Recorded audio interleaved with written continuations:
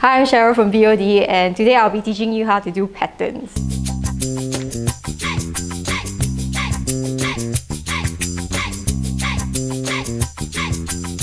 For this tutorial, we'll be requiring an iPad, Procreate, and remember to have fun.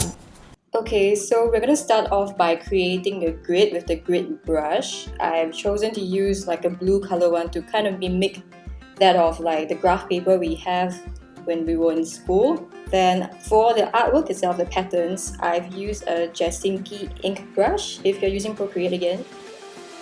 This brush is a little bit more textured and has a varying opacity, which I really enjoy to give it more character. It has this slightly tinted texture to it, so it creates this rather sketchy, rather incomplete and raw texture, which I kind of enjoy for this one.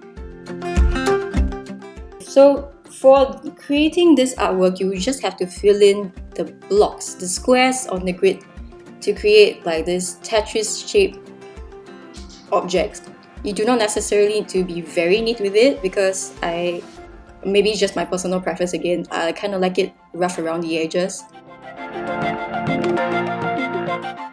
So the idea of using this design was to do a throwback to how I got started with patterns, because I used to not pay attention in class, especially during math class, and I would just fill up my graph paper with patterns of this sort. And it's quite idle, you don't necessarily need to put a lot of thought into it, you just need to repeat the process, and I think that alone is quite therapeutic. But I wouldn't advise doing that in math class, because I failed math class for not paying attention.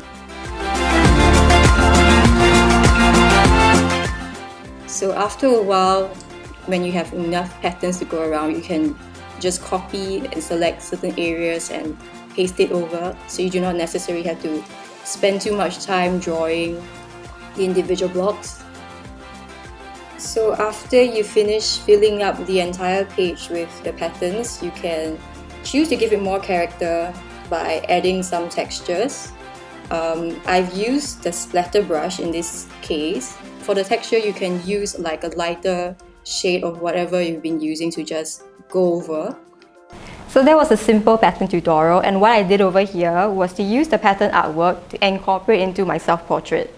What you really need to do is just simply take a photo of yourself using your phone and then airdropping it into your iPad, and we will work from there.